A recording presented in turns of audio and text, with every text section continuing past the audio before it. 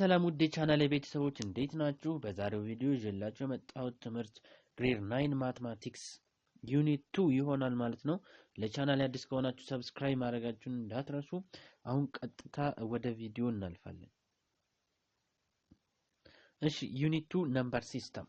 በዚህ ቪዲዮ ስለ ነምበር ሲስተም የምንማማር ይሆናል ማለት ነው።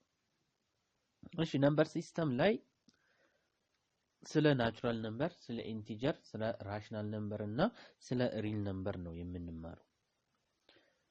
ኦኬ the set of natural number ሲባል ከአንድ ነው የሚጀምረው። the set of natural number starting from 1 እዚህ ጋር እንደምታዩት ናቹራል ነምበር በኤን ይወከላል።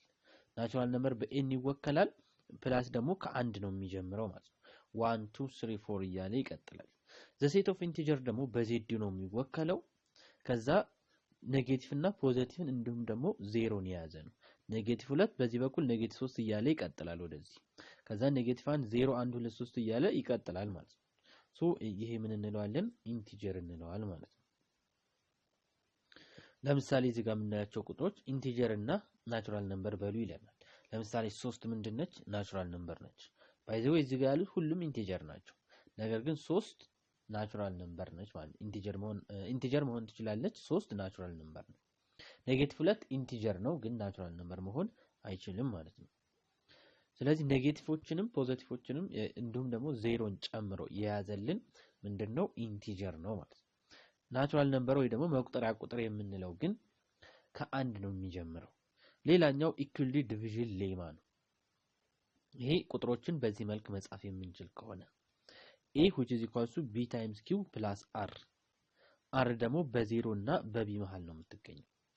በዚህ መንገድ የምንጽፈው ኢኩዊቲ ዲቪዥን ሌማ እንለዋል ማለት ነው። ለምሳሌ እዚህ ጋር ምሳሌውን እንመልከት። ለምሳሌ 38 ለ4 ሲካፈል 38ን ለ4 ስናካፍለው 38 ሲካፈል ለ4 ስንት ጊዜ እንሰጣለን? 39 ጊዜ እንሰጣለን። 9 ጊዜ 4 36 ነው። ስትቀንሱት 2 ይሆናል ማለት ነው። ይሄ አሁን በኢኩዊቲ ዲቪዥን ሌማ ስንጽፈው 38 which is equals to 4 ሲባዛ በ9 ሲደመር 2 ይሆናል ማለት ነው። 38 እኩል ይሆናል 4 ሲባዛ በ9 ሲደመር 2 ይሆናል ማለት ነው። በዚህ መንገድ መጻፍ ቻል ኢኩዊቲ ዲቪዥን ሌማ ይባላል ማለት ነው። እሺ ቀጥሎ የምናየው እዚህ ጋር አንድ ጥያቄ እንስራ። find the remainder 5m plus 1 5m plus 3 5m plus 6 ሲካፈል ለm። ይሄ ሪሜንደሩ ምን ይሆናል ነው። ከላይ ይሄ የምናየው ቁጥር ለ5 ቢካፈል ሪሜንደሩ ስንት ይሆናል? እሺ ይሄን ለመስራት መጀመሪያ ማወቅ ያለብን ነገር ለምሳሌ 5mን ለ5 ብናካፍለው 5mን ለ5 ብናካፍለው ሪሜንደሩ ምንድነው? 0 ነው የሚሆነው። ያ ማለት 5m ማለት የ5 ብዜቶች ናቸው። የ5 ብዜቶች ለ5 ሲካፈሉ ቀሪው ምንድነው? 0 ነው ማለት ነው። ለምሳሌ የ5 ብዜቶች የምንላቸው 5 10 15 20 25 እነዚህ ቁጥሮች ናቸው። እነዚህን ቁጥሮች ለ5 ስታካፍሉት ሪሜንደሩ 0 ይሆናል ማለት ነው። የ5 ብዜቶች ስለሆኑ ሲካፈል ምንም ቀሪ አይኖረውም። እሺ አሁን 5m plus 1 ብንል 5m plus 1ን ለ5 ብናካፍለው ቀሪው ምን ይሆናል? ሉክ 5m plus 1ን ለ5 ማካፈል ማለት ለምሳሌ 5 ላይ 1 ስንጨምርበት 6 10 ላይ 1 ሲጨምሩ 11 15 ላይ 1 ሲደመር 16 6ን ለ5 ታካፍሉት ቀሪው 1 ነው። 11ን ለ5 ብታካፍሉት ቀሪው 1 ነው። 16ን ደግሞ ለ5 ብታካፍሉት አሁንም ቀሪ 1 ነው ማለት ነው። ስለዚህ የ5 ብዜቶች ላይ 1 ከደመርን ሪሜንደሩ የሚሆነው 1 ነው ማለት ነው። ሪሜንደሩ 1 ነው። እሺ 5m plus 2 ብትደምሩበት ደግሞ 5m plus 2 ብታረጉበት የ5 ብዜቶች ላይ 2 ከደመራችሁ ቀሪው ስንት ይሆናል?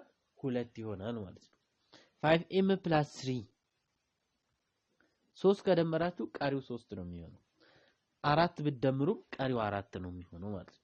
5 ሲደምሩስ ለምሳሌ እዚህ 5 ላይ 5 ብደምር 10 ይሆናል 10 ላይ 5 ብደምር 15 ይሆናል 15 ላይ 5 ብደምሩ 20 ይሆናል አሁን ቀሪው ምንድነው 10 ሲካፈል ለ5 ቀሪ 2 15 ሲካፈል ለ5 ቀሪ 10 ሲካፈል ለ5 ቀሪ 0 15 ሲካፈል ለ5 ቀሪ 0 20 ሲካፈል ለ5 ቀሪ 0 ሶ 5 ሲደመር ግን 5m ላይ የ5 ብዜቶች ላይ 5 ብትደምሩ ቀሪው 0 ነው የሚሆነው ማለት ነው ስለዚህ ከዛ በኋላ አሁን ለምሳሌ 5m + 6 ባረግስ አሁን 5 ደምር ቀሪ 0 ነው ብለናል 5m + 6 ብናረግስ ሉክ ይሄ ማለት ምን ማለት ነው 5m + 5 + 1 እንደማለት ነው ምክንያቱም 5 ሲደመር 1 6 ነው ሶ 5m + 5 ቀሪው ምንድነው 0 ነው ማለት ነው ቀሪው 0 ነው እዚህ ጋር 0 ሲደመር 1 1 ስለዚህ 5m + 6 ስታረጉ ቀሪው 1 ነው ማለት ነው እሺ 5m + 7 ብናረግስ አሁን እዚህ ጋር 5m + 7 ማለት 5m + 5 + 2 ማለት ነው ስለዚህ ቀሪው ስንት ይሆናል 2 ይሆናል ማለት ነው 5m + 8 ብናረግ ይሄ ማለት 5m + 5 + 3 ማለት ነው ዘን ቀሪው ስንት ይሆናል 3 ይሆናል ማለት 5m + 3 ቀሪው 0 ነው ዘን 3 0 ሲደመር 3 3 ይሆናል ማለት ነው ሶ በዚህ ኮንሴፕት መሰረት አሁን ይሄችኛዋን ጥያቄ መስራት እንችላለን ማለት ነው ሶ 5m + 1 ቀሪው ስንት ነው 1 5m + 3 ቀሪው ስንት ነው 3 5m + 6 ማለት 5m + 5 + 1 ማለት ነው የዚህ ቀሪ 0 ነው ስለዚህ ቀሪው 1 ነው ማለት ነው አሁን ይሄን እናብዛ 1 ሲባዛ በ3 ሲባዛ በ1 3 ስለዚህ ይሄ ቁጥር ለ5 ሲካፈል ቀሪው ስንት ይሆናል 3 ይሆናል ማለት ነው እሺ ሌላው የምናየው ፕራይም ነምበር እንዲሁም ደግሞ ኮምፖዚት ነምበር ይሆናል ማለት ነው እሺ ፕራይም ነምበር ማለት ምን ማለት ነው ፕራይም ነምበር ማለት ለአንድና ለራሱ ብቻ የሚካፈል ማለት ነው ፕራይም ነምበር የምንለው ለአንድና ለራሱ ብቻ የሚካፈል ከሆነ ፕራይም ነምበር እንለዋለን ለምሳሌ ለአንድና ለራሱ የሚካፈል ከሁለት ይጀምራል ከአንድ ባይ ዘ ዌይ ፕራይም ነምበር አይደለችም ፕራይም ነምበር ከሁለት ይጀምራል 3 5 7 ለምሳሌ 9 ፕራይም ነምበር መሆን አይችልም ምክንያቱም ለ3 ይካፈላል ሉክ ፕራይም ነምበር ለመባል ለአንድና ለራሱ ብቻ ነው መካፈል ያለበት ስለዚህ 9 አይሆንም 11 13 አሁን 15 አይሆንም ምክንያቱም 15 ለ3 ይካፈላል ለ5 ይካፈላል ፕራይም ነምበር ለመባል ለአንድና ለራሱ ብቻ መካፈል አለበት ስለዚህ 17 እያለ ይቀጥላል ማለት ነው ኮምፖዚት ነምበር የምንለው ግን ኮምፖዚት ነምበር ከሁለት በላይ አካፋይ ሊኖረው ይገባል ኮምፖዚት ነምበር ለአንድና ከራሱ ውጭ ማለት በተጨማሪ ለአንድና ከራሱ በተጨማሪ ለሌላ ቁጥር መካፈል አለበት ለምሳሌ 4 ለ2 ይካፈላል ለምሳሌ 4 6 ለ3 ይካፈላል አየር ከአንድና ከራሱ ውጭ የሆነ አካፋይ ሊኖረው ይገባል 9 ኮምፖዚት ነው ሚኒመም 3 አካፋይ መኖር አለበት ማለት ለምሳሌ የአራት አካፋዮች ለምሳሌ የአራትን አካፋዮች ብንዘረዝር 1 አለ 2 አለ ራሱ 4 አለ አያችሁ 3 ሚኒመም 3 አካፋይ ሊኖረው ይገባል የስድስት አካፋዮች 1 2 3 ራሱ 6 ማለት ይሄ ደግሞ 4 አለው ስለዚህ ሚኒመም 3 መኖር አለበት ምን ለመባል ኮምፖዚት ለመባል ማለት ነው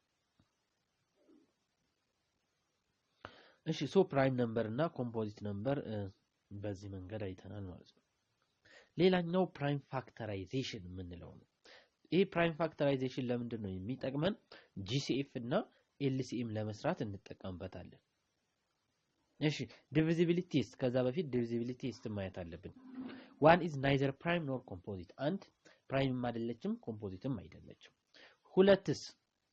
ሁለት ደግሞ is the only እቺን በደንብ መያዝ አለባችሁ two is the only even prime number evenም ሆና ፕራይም ሁለቱንም የሆነች ቁጥር ማነች ሁለት ነች ማለት ነው አንድ ደግሞ ከፕራይም አይደለችም ኮምፖዚትም አይደለችም ማለት ነው factor of a number are always less than or equal to the number ፋክተር አካፋዮች ማለት ነው አካፋዮች ከቁጥሩ ወይ ያንሳሉ ወይ ደግሞ እኩል ይሆናሉ ማለት ነው ለምሳሌ የአራት አካፋዮች ከአራት የሚያንሱ ናቸው የአራት አካፋዮች ማን ናቸው 1 2 4 ስለዚህ ከአራት ያንሳሉ ወይ እኩል ይሆናሉ ማለት ለምሳሌ 1 ከ4 ያንሳል 2 ከ1 ያንሳል 4 ደግሞ ከ4 ጋር እኩል ይሆናል ሶ አካፋዮች ወይ ከዛ ከቁጥር ያንሳሉ ወይ ከዛ ቁጥር ጋር እኩል ይሆናሉ ማለት ነው እሺ አሁን ዲቪዚቢሊቲ ቴስት ዲቪዚቢሊቲ ቴስት የራሱ ህግ አለው።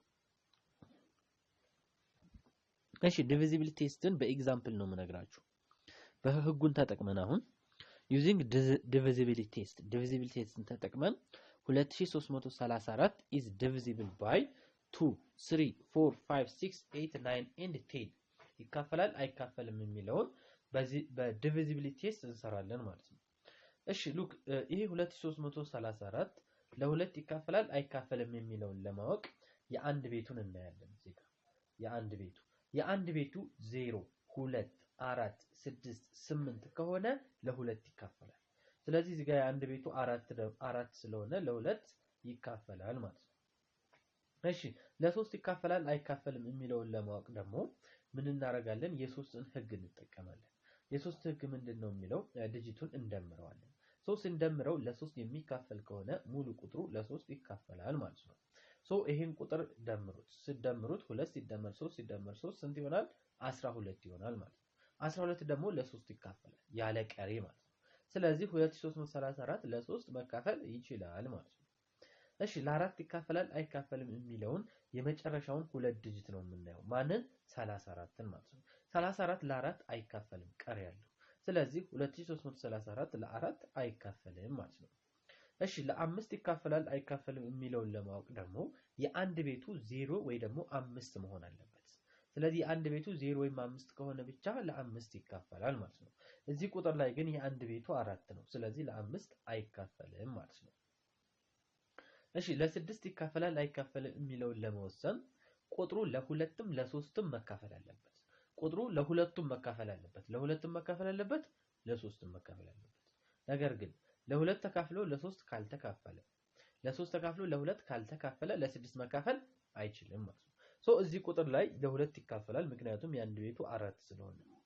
ለሶስት ይካፈላል ምክንያቱም ሲደመር በአጠቃላይ 12 ስለመጣ ለሶስትም ይካፈላል ለሁለትም ይካፈላል። ስለዚህ አውቶማቲካሊ ይሄ ቁጥር ለስድስት ይካፈላል ማለት ነው። እሺ ቀጥለን ለስምንት ይካፈላል አይካፈልም የሚለውን ለመወሰን ደግሞ የመጨረሻውን 3 ዲጂት ታያላችሁ።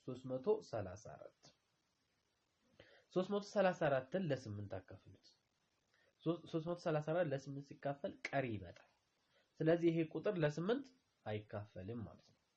እሺ ለ9 ይካፈላል አይካፈልም የሚለውን ለመወሰን ደግሞ ትደምሩታላችሁ። ዲጂቱን ትደምራላችሁ ማለት ነው። ዲጂቱን ስትደምሩ ስንት ይመጣል? 12 ይመጣል። 12ን ደግሞ ለ9 ስታካፍሉት አይካፈልም። 12 ለ9 መካፈል አይችልም። 12 ለ9 መካፈል ስለማይችል ይሄ ቁጥር በሙሉ ለ9 አይካፈልም ማለት ነው። እሺ 2334 ለ10 ይካፈላል አይካፈልም የሚለውን ለመለየት 2334 ለ10 ይካፈላል አይካፈልም የሚለውን ለመለየት ምን ታደርጋላችሁ? ለ10 ለመካፈል የአንድ ቤቱ 0 መሆን አለበት። እዚህ ጋር ግን የአንድ ቤቱ 4 ነው። ስለዚህ ለ10ም አይካፈልም ማለት ነው። እሺ ዲቪዚቢሊቲ ቴስትን በዚህ መንገድ እናያለን። ጨርሰናል ማለት ነው። ሌላኛው ፕራይም ፋክተራይዜሽን ነው። ፕራይም ፋክተራይዜሽንን ለምንድን ነው የምንጠቀምበት?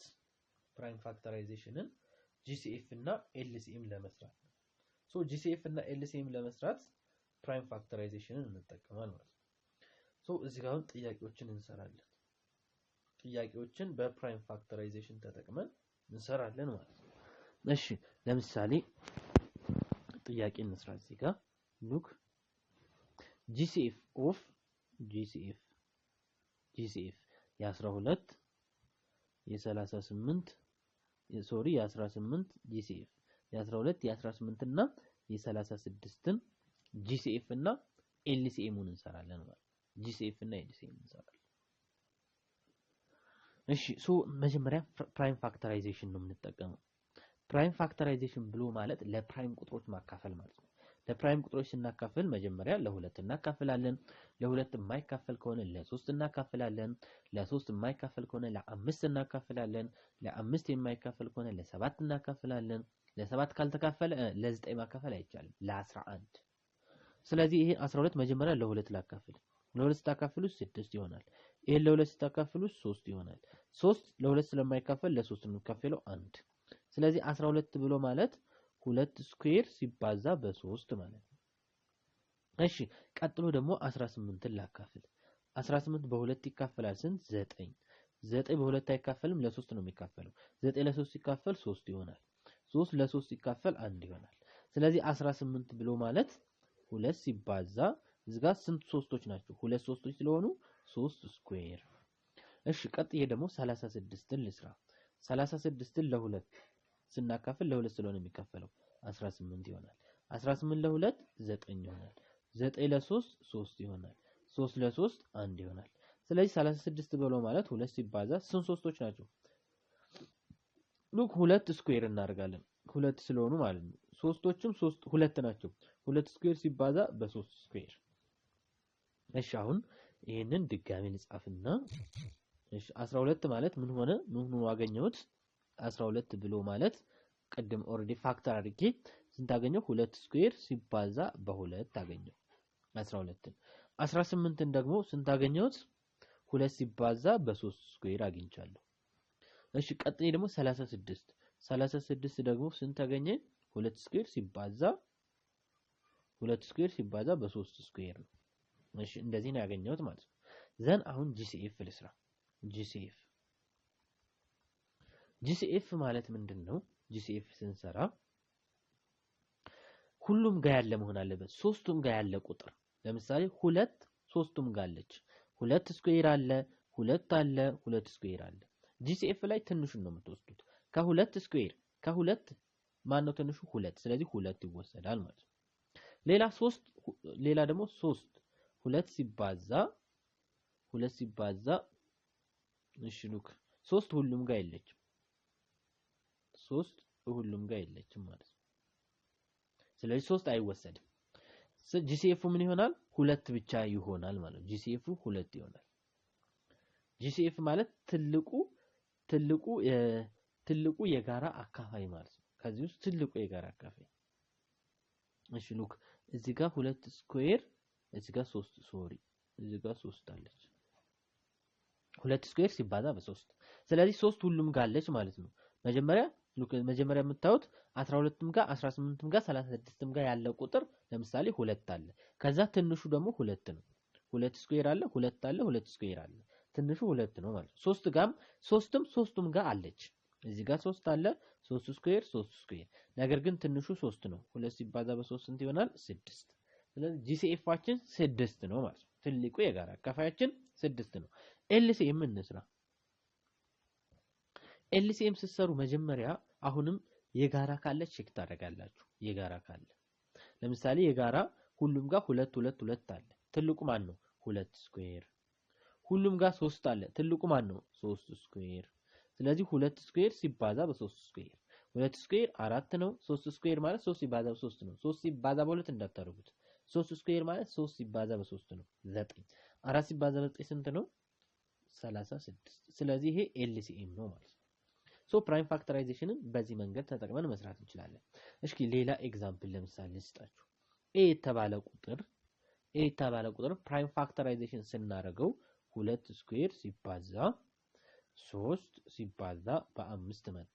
ቢ የተባለ ቁጥር ፕራይም ፋክተር ስናደርገው 2 ኪዩብ ሲባዛ በ3 መጣ። ጂሲኤፍን ልስራ። ጂሲኤፍ ማለት ሁሉም ጋር ያለ ግን ትንሹ ነው የሚወሰደው። ለምሳሌ 2 ስኩዌር አለ፣ 2 ኪዩብ አለ። ትንሹ 2 ስኩዌር ነው።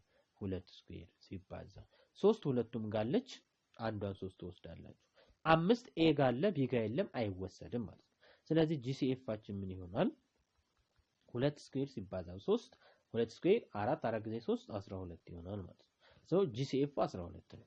ኤልሲኤሙን እንስራ። የኤ እና የቢን ኤልሲኤም መጀመሪያ የጋራ ካለ ቼክ እናደርጋለን። 2 ስኩዌር እና 2 ኪዩብ የጋራ አለ። ትልቁን ትወስዳላችሁ። 2 ኪዩብ ሲባዛ ሌላ 3 ሁለቱም ጋር አለ። ስለዚህ 3 ይወሰዳል። ሌላ 5 ይወሰዳል። ኤልሲኤም ላይ የጋራም ባይሆን ይወሰዳል። ስለዚህ 5ን ትወስዳላችሁ ማለት ነው። ስለዚህ 2 ኪዩብ 8 ነው። 8 ሲባዛ በ3 ሲባዛ በ5 8 ጊዜ 3 24 ሲባዛ በ5 ስታረጉት 120 ይሆናል ማለት ነው። ስለዚህ ኤልሲኤሙ 120 ነው ማለት ነው። እሺ ሌላኛው እዚህ ጋር የምናየው ምንድነው? ደሲማልን ወይም ደግሞ አስርዮሾችን ማለት ነው ወደ ክፍልፋይ መቀየር ወደ ራሽናል ነምበር መቀየር change decimal to rational number how to change decimal to rational number ለምሳሌ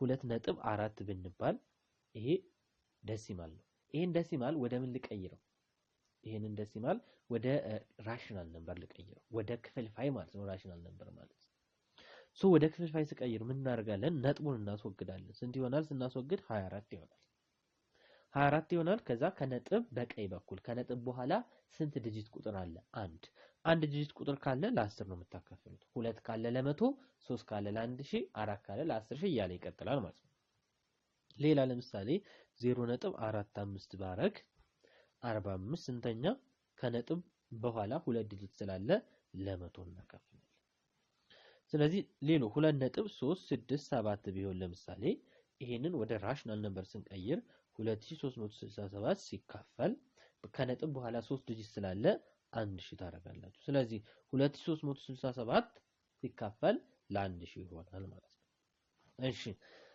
ሶ ይሄ በዚህ መንገድ እንሰራለን ነገር ግን አሁን መቀየር የምንፈልገው ደግሞ ሌላ ራሱን የሚደጋግም ቁጥር ሲባል ለምሳሌ 0.2 ብዬ ከላይ እንደዚህ ባስቀምጥ ይሄ ነገር 2 እያለ ይሄዳል 2 እያለ ይሄዳል ማለት ነው ሌላ 4.3672 ባረግ 72 ላይ እንደዚህ ባሰምር እዚጋ ራሱን እየደገመ የሚሄደው 4.36727272 ያ ማለት ሉክ 7272 ራሱን እየደጋገመ ይሄዳል ማለት ነው ራሱን እየደጋገመ ይሄዳል ሶ እነዚህን ቁጥሮች እንዴት ነው ወደ ራሽናል ነምበር የምንቀይራቸው ወደ ክፍልፋይ እንዴት እንቀይራቸዋለን ለምሳሌ ዲ የተባለ ቁጥር 1.216 እንደዚህ ነው የተሰጠን 1.216 ራሱን እየደገመ ይሄዳል 16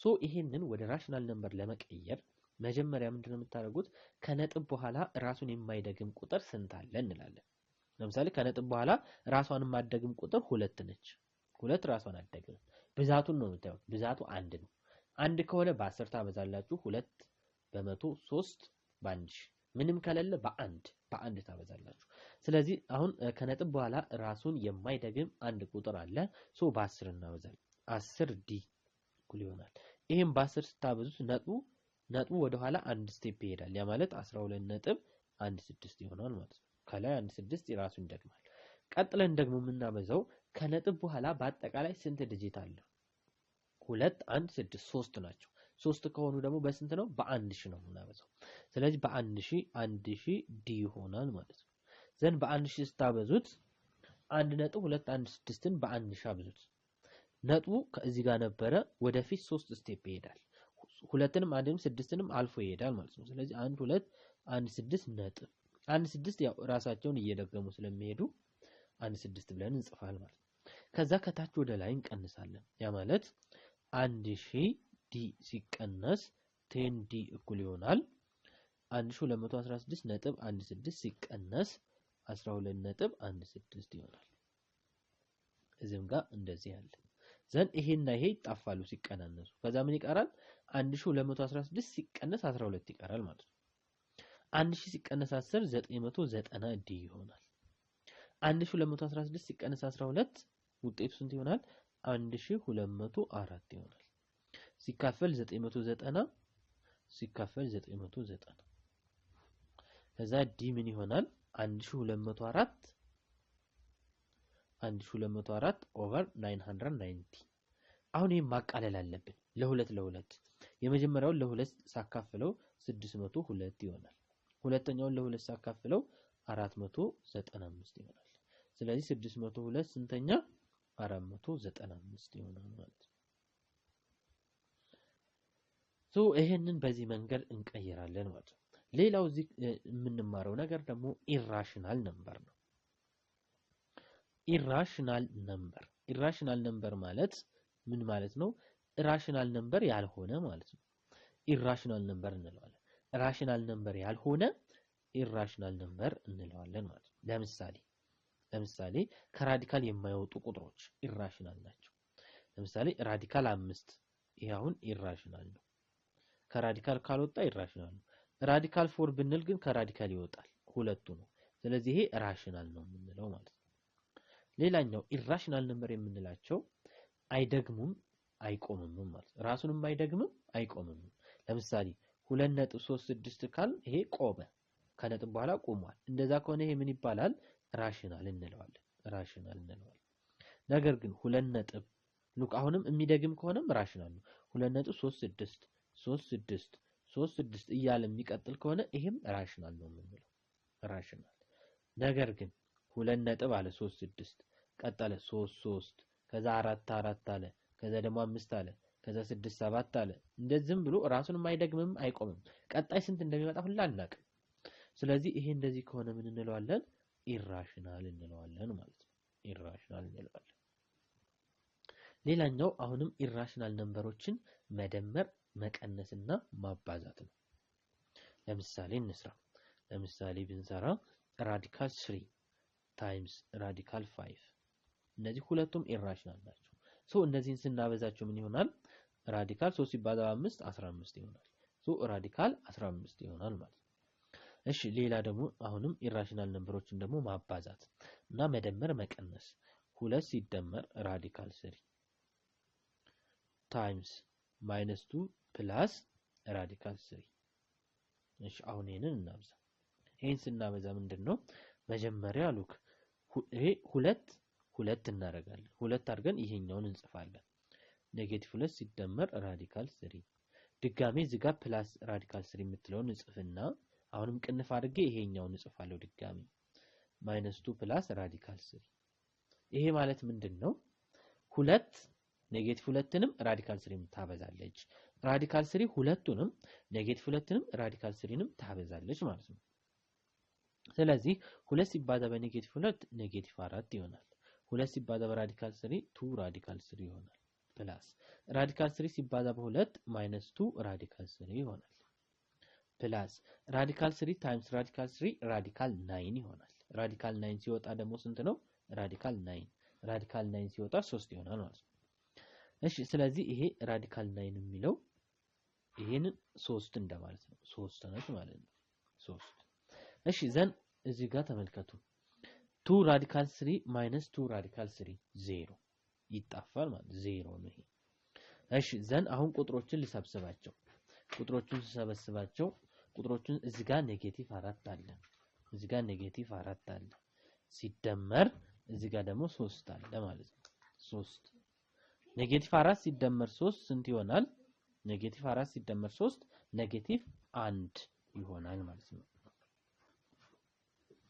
እሺ ስለዚህ -4 ሲደመር 3 ውጤቱ -1። ስለዚህ ይሄን ካበዛነው በኋላ ውጤቱ -1 ይሆናል ማለት ነው። ሰላም ሰላም ውድ የቻናሌ ቤተሰቦች እንዴት ናችሁ? በዛሬው ቪዲዮ ይዤላችሁ የመጣሁት ትምህርት እሺ አሁንም ኢራሽናል ነምበር ላይ አንድ ሌላ ተጨማሪ ጥያቄ እንሰራለን ማለት ነው። እሺ ለምሳሌ እዚህ ጋር የምንሰራው ጥያቄ ማባዛት ኢራሽናል ነምበሮችን መደመር መቀነስና ማባዛት እየሰራን ነው። ስለዚህ ሌላ ማካፈል ለምሳሌ ራዲካል 18 ሲካፈል ራዲካል 2 ኔጌቲቭ ራዲካል 18 ዲቫይድድ ባይ ራዲካል 2 ስናረግ ይሄ 2 የነበረውን ራዲካል ወደ አንድ ራዲካል እንቀይረዋለን። 18 ሲካፈል ለ2 ይሆናል ማለት ነው። ዘን ማይነስ ራዲካል 18 ሲካፈል ለ2 9 ነው። ዘን ማይነስ ይሄ ሲወጣ ደግሞ 3 ይሆናል። ማይነስ 3 ይሆናል ማለት ነው። እሺ አሁንም ሌላ ኤግዛምፕል እንሰራለን። 2 ራዲካል 3 ፕላስ 4 ራዲካል 3 ሉክ ራዲካሎችን ለመደመር ላይክ ራዲካል መሆን አለባቸው፣ መመሳሰል አለባቸው። ለምሳሌ እዚህ ጋር ራዲካሉ ስንት 3 አለ፣ እዚህም ራዲካሉ ስንት አለ 3 አለ። ዘን እዚህ ጋር ኮኤፊሺየንቱ 2 አለ፣ እዚህ ጋር 4 አለ። ኮኤፊሺየንቱ ቢለያይ ምንም ችግር የለውም፣ ግን ራዲካል ውስጥ ያለው ቁጥር መመሳሰል አለበት። ራዲካል ያለው ቁጥር ከተመሳሰለ ብቻ ነው መስራት መደመር መቀነስ የምንችለው ማለት ነው። ለመደመርና ለመቀነስ ራዲካል ውስጥ ያለው ነገር ራዲካል ውስጥ ያለው ቁጥር መመሳሰል አለበት። ለማባዛትና ለማካፈል ግን ችግር የለውም፣ ቢለያይም ችግር የለውም። ለማባዛትና ለማካፈል ማለት ነው። ይሄንን ለመስራት መጀመሪያ ራዲካል 3ን የጋራ እናወጣለን። ዘን ራዲካል 3 እዚህ ጋር ሲወጣ ማን ይቀራል? 2 ይቀራል ሲደመር እዚህ ጋር ደግሞ ራዲካል 3 ሲወጣ ስንት ይቀራል? እዚህ ጋር 4 ይቀራል ማለት ነው። 2 ሲደመር 4 6 ስለዚህ 6 ራዲካል 3 ሶ መልሳችን 6 ራዲካል 3 ይሆናል ማለት ነው። እሺ 6 ራዲካል 3 እሺ ሌላ ኤግዛምፕል አሁንም እንስራ። ራዲካል 18 ሲደመር ራዲካል 50 ሲደመር ራዲካል 50 እሺ እዚህ ጋር እንደምታዩት 18 እና 50 ነው። ሉክ 18 እና 50 አሁን ራዲካሉ የተለያየ ነው ማለት ነው። እዚህ ጋር ራዲካል 18 አለ፣ እዚህ ጋር ደግሞ ራዲካል 50 አለ። የተለያየ ራዲካል ነው ማለት ነው። ሶ ይሄንን መደመርም አይቻልም መቀነስም አይቻልም ማለት ነው። ሶ ምን እናደርጋለን? እናመሳስለዋለን። እንዴት ነው የምናመሳስለው? 18 ማለት ሉክ ሁለት ቁጥሮች ተባዝተው 18 የሚሰጡ አንደኛው ከራዲካል የሚወጣ ብለን ስናስብ 9 ሲባዛ በ2 እናገኛለን ሲደመር 50ም እንደዛው ነው። ሁለት ቁጥሮች ተባዝተው 50 የሚመጡ አንደኛው ከራዲካል የሚወጣ ብለን ስናስብ 25 ሲባዛ በ2 እናገኛለን። ዘን 9 ትወጣለች 3 ነው። ይሄ 2 ስለማይወጣ ራዲካል 2 25 ሲወጣ 5 ነው ይወጣል። 2 ስለማይወጣ 5 ራዲካል 2 አሁን ተመልከቱ ራዲካሉ ተመሳሰለ ማለት ነው። ራዲካል ውስጥ ያለው 2 2 ሆነ። አሁን መደመር ይችላልው ማለት ነው። ሶ ራዲካል 2ን የጋራ እናወጣና እዚህ ጋር 3 አለ እዚህ ጋር 5 አለ። ስለዚህ 3 ሲደመር 5 8 ነው። ስለዚህ 8 ራዲካል 2 ይሆናል ማለት ነው። እሺ ከዚህ ቀጥለን ደግሞ የምናየው ኢንተርቫል እናያለን። እሺ ኢንተርቫል ላይ ሉክ ኢንተርቫል ላይ ለምሳሌ ብዙ አይነት ኢንተርቫሎች አሉ። ይሄ ኢንተርቫል ኦፕን ኢንተርቫል ይባላል ማለት ነው። እሺ ይሄኛው ኢንተርቫል ደግሞ ክሎዝድ ኢንተርቫል ይባላል። ክሎዝድ ኢንተርቫል ሶ አሁን ይሄን ስያሜ ትይዛላችሁ። ኦፕን ኢንተርቫል እና ክሎዝድ ኢንተርቫል ማለት ነው። ስለዚህ ኦፕን ኢንተርቫል እና ክሎዝድ ኢንተርቫል ብለን ይሄን ለሁለት እንከፍላለን ኢንተርቫሎችን ማለት ነው። እሺ ለምሳሌ ኤቢ ብል እዚህ ጋር ኤቢ ካልኩኝ በኤ እና በቢ መካከል ያለ ቁጥር እንደማለት ነው። ግን ኤ እና ቢን አያጠቃልልም። ነገር ግን እንደዚህ ብናረግ ኤ ኮማ ቢ ብናረግ ግን አሁንም በኤ እና በቢ መካከል ያለ ቁጥር ሆኖ ነገር ግን ኤ እና ቢን ያጠቃልላል ማለት ኤ እና ቢ ኢንክሉድድ ይሆናል። ለምሳሌ በዚህኛው ኤግዛምፕል 1 እና 5 ባረግ ኦፕን ኢንተርቫል ይሄ ማለት ምን ማለት ነው? በ1 እና 5 እዚህ ውስጥ አይካተቱም። 1 እና 5 አይካተቱም። ለምሳሌ ግን በ1 እና በ5 መካከል ያሉ ቁጥሮች ማን ናቸው? 2 3 4 ማለት ነው። ነጥቦችም አሉ እዚህ ጋር ለምሳሌ 2.4 3.6 4.7 ሶ ግን በ1 እና በ5 መካከል የሚገኙ 1 እና 5ን አያጠቃልልም ማለት ነው። ነገር ግን እንደዚህ ባረገው ክሎዝድ ባረገው አሁን 1 እና 5 ይገባሉ። ስለዚህ 1 2 3 4 5 ማለት ነው። እና ነጥቦቹ ለምሳሌ 1.6 2.7 በጣም ብዙ ናቸው በነጥብ ደግሞ ስንዘረዝር ማለት ነው። ሶ 1 5 ማለት አንድንም አምስትንም ያካትታል ማለት ነው እና በመሃል ያሉትን ማለት ነው። እሺ ሌላ ደግሞ አሁንም ኢንተርቫል ላይ ኢንፊኒቲ ለምሳሌ ኤ ብዬ ኢንፊኒቲ ካልኩኝ ኤ ብዬ ወደ ኢንፊኒቲ ካልኩኝ ቁጥሩ ኤን አያጠቃልልም። ከኤ አይካተትም ግን ከኤ በኋላ ያሉትን ሁሉንም ቁጥሮች ማለት ነው። ለምሳሌ ይሄ ኦፕን ስለሆነ ኤ አይካተትም። ለምሳሌ 4 ብዬ ኢንፊኒቲ ባረግ ቁጥሩ ከስንት ይጀምራል? ከ4.1 ይጀምራል ማለት ነው እንጂ 4 ብሎ አይጀምርም። 4.1 4.2 5 6 7 8 ይቀጥላል ማለት ነው። ይሄ ኢንፊኒቲው ማለት ይቀጥላል። ነገር ግን ክሎዝድ ባረገው ከ4 ነው የሚነሳው ክሎዝድ ከሆነ ማለት ነው። ከ4 ጀምሮ ከ4 የሚበልጡ ቁጥሮች ማለት ነው። ከ4 ጀምሮ 4 ከዛ 5 6 እያለ ይቀጥላል። ከ4 ይነሳል ከ4 እስከ ኢንፊኒቲ ድረስ ይቀጥላል ማለት ነው። እሺ እንደዚህ ብናዞረው ማይነስ ኢንፊኒቲ አድርገን ኤ ብንል አሁን ኤ ኦፕን ኢንተርቫል ነው ማለት ነው። በዚህ ሰዓት አሁን ከኤ የሚያንሱ ቁጥሮች ኤን ግን አያካትትም። ለምሳሌ ማይነስ ኢንፊኒቲ ብዬ 2 ብል 2 አይካተትም። ከ2 የሚያንሱ ቁጥሮች ከዛ 1.9 ከዛ 1 0 ምናምን -1 -2 -3 እያለ ይቀጥላል ማለት ነው። ግን ይሄኛው ማይነስ ኢንፊኒቲ አድርጌ ኤን 2 አድርጌ ክሎዝድ ብል ከሁለት ነው የሚነሳው። 2 1 -1 -2 እያለ ከሁለት ጀምሮ ከሁለት የሚያንሱ ቁጥሮች በሙሉ እዚህ ጋር ይካተታሉ ማለት ነው። ሶ ኢንተርቫል ይሄን ይመስላል። ሌላኛው እዚህ ጋር የምናየው ደግሞ ምንድነው? አብሶሉት ቫልዩ ነው። አብሶሉት ቫልዩ እሺ አብሶሉት ቫልዩ ላይ ማንኛውም ቁጥር ከአብሶሉት ቫልዩ ሲወጣ ፖዚቲቭ ነው።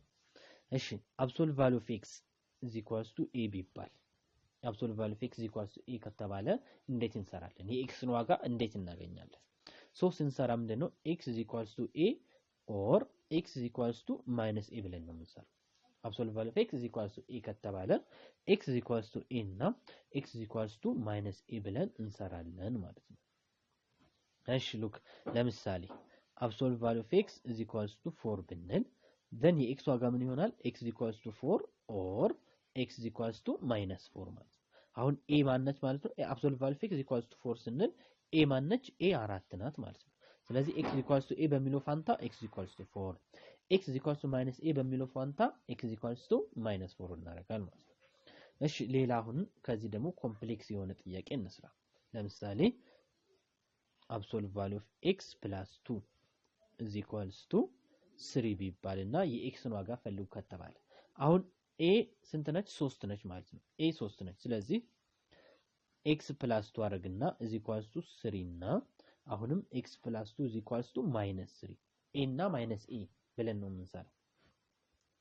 ዘን x which is equals to እዚህ ጋር 3 አለ። ዘን ፕላስ 2 ወደዛ ሲሻገር -2 ይሆናል ማለት ነው። ዘን x equals 3 minus ስንት ነው? 1 ስለዚህ x ዋጋ x equals to 1 ይሆናል ማለት ነው። እሺ እዚህ ጋር ደግሞ ስንመጣ x plus 2 equals to -3 የሚለውን ስንሰራ ደግሞ x equals to -3 plus 2 ወደዛ ሲሻገር -2 ይሆናል። then x equals to -3 minus 2 -5 ይሆናል ማለት ነው። ስለዚህ x equals to 1 እና x equals to -5 ይሆናል ማለት ነው።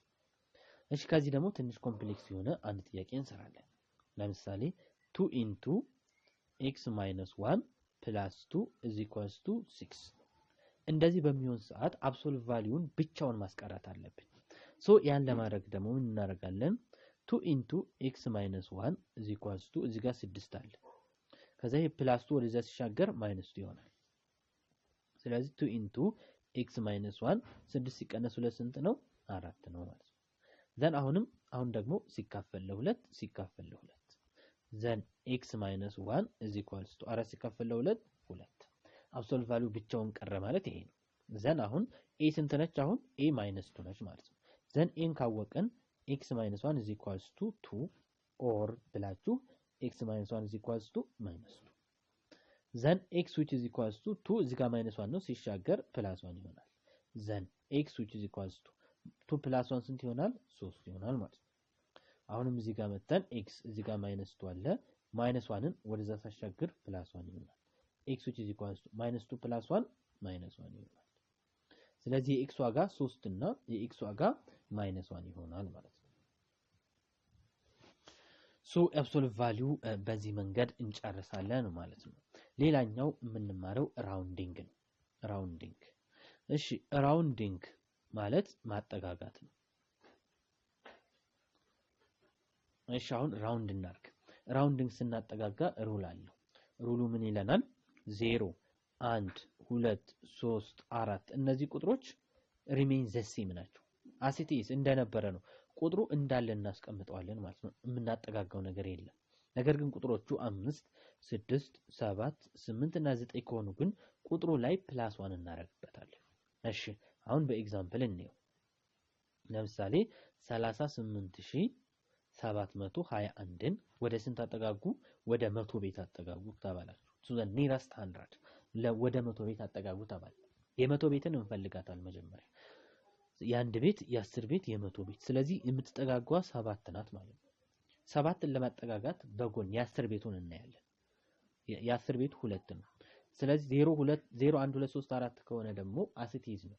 ስለዚህ 7 እንደነበረ ይጻፋል ማለት ነው። ከዛ 8 አለ፣ ከዛ 3 አለ፣ ከዛ 2 እና 1 0 0 ይደረጋል። እሺ ይሄንኑ ቁጥር አሁንም 38721ን ወደ 1000ኛ ቤት አጠጋጉት ተባለ። to the nearest 1000 ከተባላችሁ መጀመሪያ የ1000 ቤትን ትፈልጋላችሁ። እዚህ ጋር የአንድ ቤት አለ፣ የ10 ቤት፣ የ100 ቤት፣ የ1000 ቤት። ስለዚህ 8 ናት የምትጠጋጋው። 8ን ለማጠጋጋት የ100 ቤቱን ታያላችሁ። የ100 ቤት 7 ነው። 7 ከሆነ ፕላስ 1 ይደረጋል። ስለዚህ 8 ላይ 9 እናደርግና ከዛ 3 እንጽፋለን። ከዛ ከ8 በኋላ ያሉትን ቁጥሮች 00 እናደርጋቸዋለን። ስለዚህ ወደ 1000 ቤት ሲጠጋ 39000 ይሆናል ማለት ነው። አሁን ይሄንንም ቁጥር አሁንም 38721ን ወደ 10000 ቤት እናጠጋጋው። to the nearest 10000 አጠጋጉ ከተባላችሁ የ10000 ቤቱን መጀመሪያ ትፈልጋላችሁ። የአንድ ቤት፣ የ10 ቤት፣ የ100 ቤት፣ የ1000 ቤት፣ የ10000 ቤት። ስለዚህ አሁን 3 ናት የምትጠጋጋው። እሷን ለማጠጋግ ከጎኑ ያለችዋን የ1000 ቤቱ 8ን ታያላችሁ ማለት ነው። 8ን ስታዩት 9 ይሆናል፣ 4 ይሆናል። 3 አይደለም የሚጠጋጋው፣ 8 ደግሞ ፕላስ 1 ያስደርጋል። ስለዚህ 3ን 4 እናደርግና ከዚህ በኋላ ያሉትን ቁጥሮች በዜሮ ትሞላላችሁ። 1 2 3 4።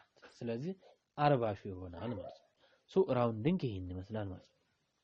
ሌላኛው ዴሲማል ፕሌስ ነው። ዴሲማል ፕሌሶችን ማጠጋጋት ማለት ነው። ዴሲማል ፕሌስን ማጠጋጋት።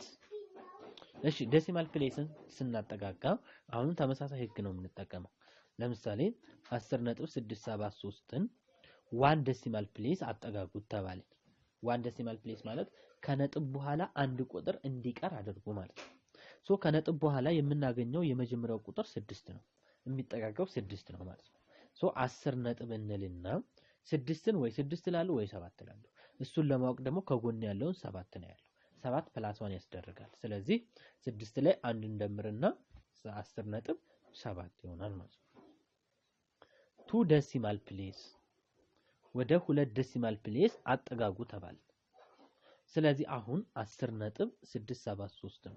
ከነጥብ በኋላ ሁለት ቁጥር እንዲቀር ማን ነው መጠጋጋት ያለበት? 7 ነው ማለት ነው። ስለዚህ 7 ወይ 8 ይሆናል ወይ 7 ይሆናል። ከኋላ 10.6 አለ። አሁን እቺን 7ን ለማጠጋጋት ከጎን ያለችዋን 3ን ነው የማየው። 3 ደግሞ ፕላስ 1 አያስደርግም። ስለዚህ 7 ባለበት 10.67 ይሆናል ማለት ነው። ሌላ ለምሳሌ ሌላ ኤግዛምፕል 3.173ን 2 ዴሲማል ፕሌስ ራውንድ አድርጉት አጠጋጉት ከተባለ አሁን ማን ነው የሚጠጋጋው? 7 ነው የሚጠጋጋው። ምክንያቱም ከነጥብ በኋላ ሁለት ቁጥር እንዲኖር ነው።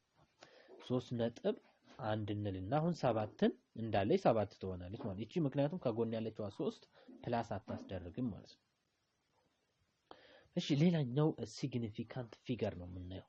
ሲግኒፊካንት ፊገር። እሺ ሲግኒፊካንት ፊገር ላይ መጀመሪያ ሲግኒፊካንት ፊገር ህጉን ማወቅ አለብን። ሲግኒፊካንት ፊገር እንደ ሲግኒፊካንት ፊገር የሚቆጠርና የማይቆጠር አለ። በተለይ ዜሮዎች ማለት ነው። ዜሮዎች መጀመሪያ ላይ ሲመጡ አይቆጠሩም።